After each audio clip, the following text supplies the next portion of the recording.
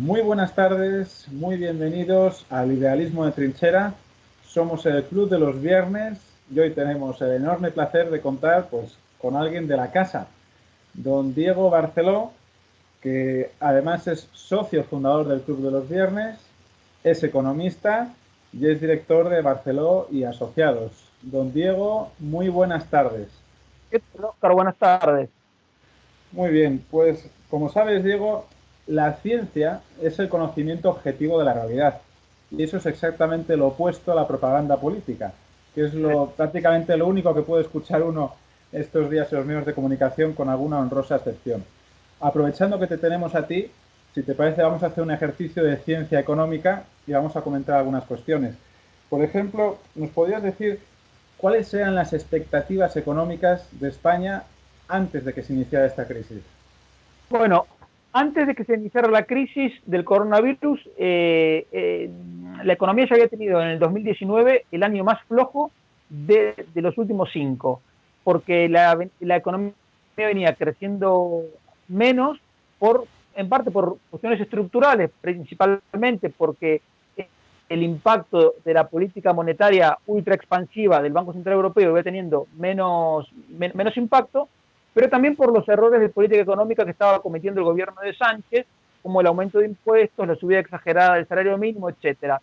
Entonces, la expectativa era que la economía en 2020 continuara con esa tendencia de gradual debilitamiento, pero se suponía que el crecimiento podía ser el PIB podría crecer alrededor de 1,5 y eso permitía crear un poco de empleo, con un poco de déficit fiscal y manteniendo el superávit de las cuentas exteriores, eh, digamos, más que nada por una cuestión inercial. Claro.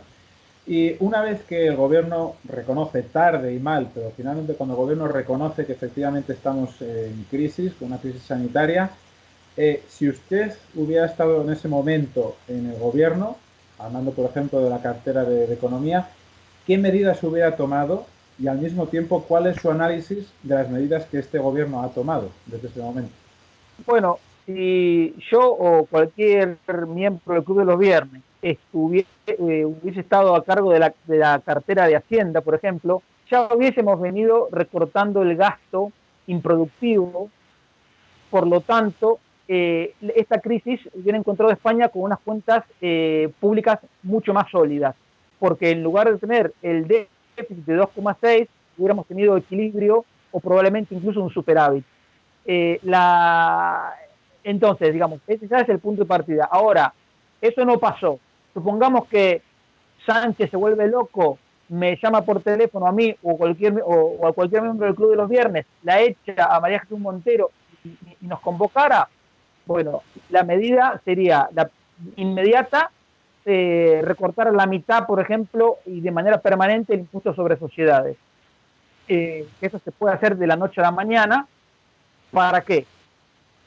Para que la inversión pasara a ser más rentable, entonces muchos proyectos de inversión que hoy están durmiendo porque no son rentables, sí pasarían a ser rentables de manera genuina, es decir, porque no se les cobraría, se les cobraría un menor impuesto de sociedades. Y si eso, al mismo tiempo, de manera paralela, vamos recortando en la medida de lo posible todas las regulaciones innecesarias que encarecen la producción en España, bueno, pues podríamos tener un gran aluvión de nuevas inversiones.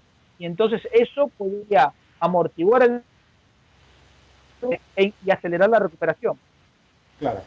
Y en ese sentido, precisamente con las medidas que efectivamente ni usted ni ningún miembro del Club de los Viernes hubiéramos tomado, pero que por desgracia han tomado este gobierno, en especial, ¿cuál considera más dañina? O tanto sea por una acción directa o por omisión de acción, en el contexto económico, Lo específicamente.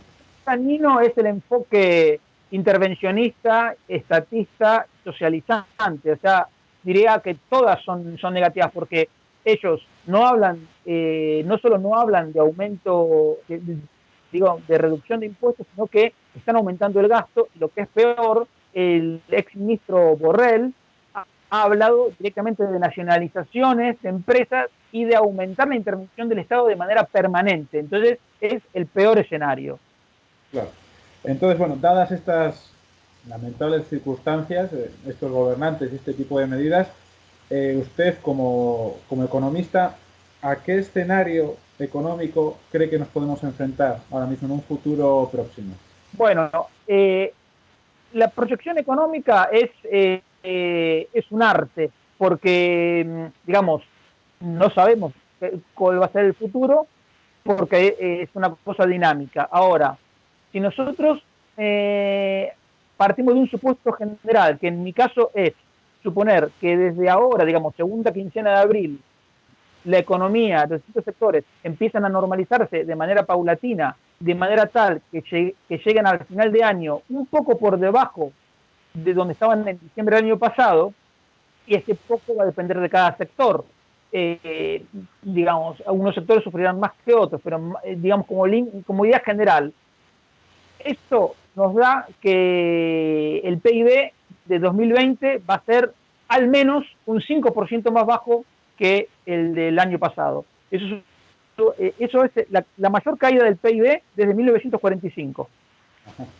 Y respecto, por ejemplo, partiendo de la perspectiva de sectores económicos, ¿cómo puede ser el escenario? A ver, el golpe más fuerte va a estar en la industria, y la caída se va a medir en dos dígitos, puede ser 12, 13, 14%. Eh, eh, la construcción podría caer un poco menos, alrededor del 7%, eh, todo suponiendo que las medidas anunciadas no van más allá, porque, por ejemplo, si el gobierno anuncia un nuevo plan E, por decir algo, ojalá que no lo haga porque sería una locura, las cifras de la construcción mejorarían en el corto plazo, pero el déficit y la deuda irían todavía a peor. Eh, pero digamos, desde el punto de vista de los sectores, para responderte, el golpe mayor en la industria, le sigue la construcción y luego un poco más suave las caídas en los servicios y en la agricultura. ¿Qué pasa? Que los servicios es una gran bolsa donde hay servicios que van a sufrir más, como los servicios profesionales o el comercio o la hostelería, y otros que van a sufrir menos, como la educación o la sanidad. ¿Y cómo analiza el comportamiento del Banco Central Europeo en este contexto? Bueno, el Banco Central Europeo viene llevando adelante una política temeraria de aprendiz de brujo, y estamos navegando aguas desconocidas. Nunca la expansión monetaria había llegado a los niveles que está llegando ahora y que ahora se está multiplicando. ¿Cómo puede terminar esto? No lo sabemos porque nunca pasó. Eh, para mí genera demasiados riesgos. eh, por dar un único ejemplo, el mercado de bonos es fundamental. ¿Por qué? Porque el mercado de bonos determina el tipo de interés base para cada país, el tipo de interés de mercado. Ese tipo de interés está totalmente intervenido porque el Banco Central está comprando permanentemente títulos de deuda. Entonces, el bono a 10 años del Tesoro Español tiene un rendimiento inferior al 1% anual. O sea, el propio Banco Central Europeo tiene un objetivo de inflación del 2, un poquito menos del 2. Por lo tanto, invertir hoy en deuda española nos garantiza pérdidas de al menos el 1% real. Eh, ¿Eso por qué lo han hecho? Porque al tirar para abajo artificialmente el tipo de interés, pensaban que iba a invertir, porque los proyectos de inversión, digamos, de manera artificial iban a ser rentables. Eso no ha pasado, porque los inversores no son tontos, se dan cuenta que el tipo de interés está intervenido y entonces no sirve para evaluar los proyectos de inversión. En definitiva, es un juego demasiado riesgoso, pero ahora es como toda droga, no se puede cortar de golpe porque viene el síndrome de abstinencia. Claro. Y bueno, una vez que esta situación de crisis se normalice un poco y la actividad económica vuelva, obviamente con su ritmo, ¿no? Pero un poco a funcionar, ¿en qué escenario internacional nos encontraremos? ¿Cuál será el juego de fuerzas? China, por ejemplo, puede llegar a haber dado un paso hacia adelante económicamente respecto a Estados Unidos, o los dos han perdido por igual. ¿El Reino Unido en qué situación estaría? ¿Qué opina usted? A ver, una economía donde la intervención del Estado es tan marcada como en el caso chino, donde hay un montón de empresas estatales que dependen de los créditos que a su vez le dan bancos estatales, a mí no me resulta una economía.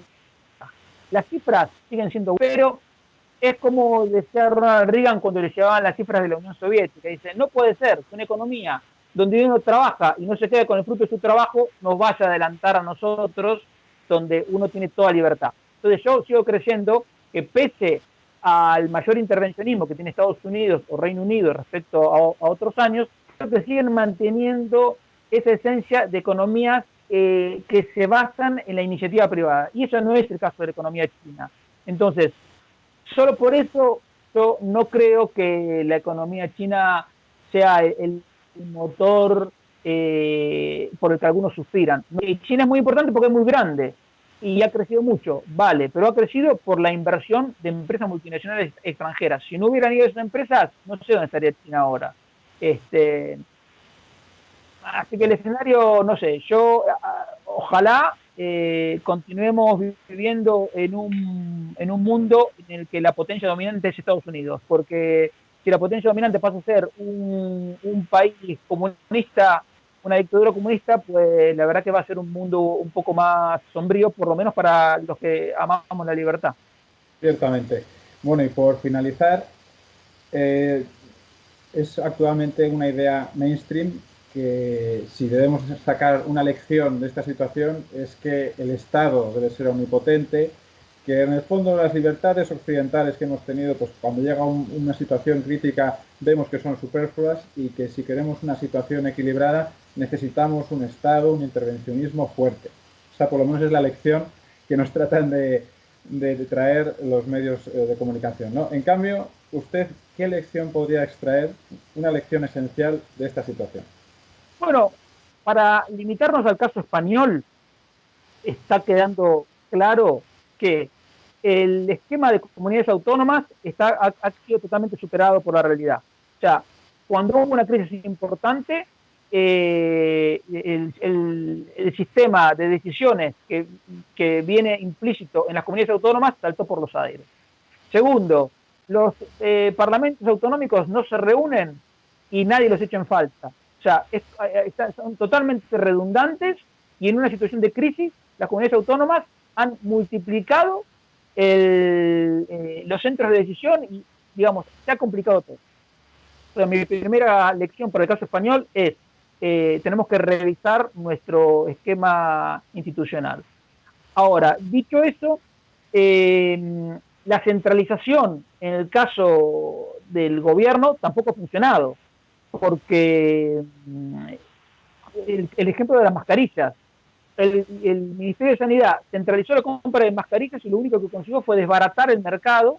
Las empresas que lo importan mascarillas dejaron de importarlas porque pensaron que se las iban a confiscar. El Ministerio de Sanidad, que normalmente no compra nada porque los que compran son las consejerías de salud de las comunidades autónomas, no sabía dónde comprar, cuando compró, compró mal y compró tarde. Bueno, un desastre. Entonces, ¿cuál es la realidad? ¿Cuál es la lección para nosotros? Para mí es que lo que necesitamos es más libertad y más sector privado y menos Estado, sea en su forma de gobierno estatal centralizado o en su forma de comunidades autónomas. Lo que nosotros, si el mercado de las mascarillas se hubiese dejado funcionar en libertad, es probable que, bueno, probable no, sin ninguna duda, hoy tendríamos más mascarillas. No sé a qué precio, porque el precio seguramente hubiera subido, como de hecho subió, pero no hubiera subido tanto, porque hoy tenemos un precio exagerado porque la oferta quedó desbaratada, es decir, los exportadores han dejado de importar. Entonces, la solución a futuro es necesitamos más mercado y menos Estado. Bueno, pues don Diego, yo le voy a hacer llegar este vídeo enseguida al, al gobierno a ver si hay suerte y pueden razonar objetivamente. Bueno, muchísimas gracias por su tiempo, don Diego Barceló. Ha sido un auténtico placer. Muchas gracias, Oscar. Un abrazo. Un abrazo.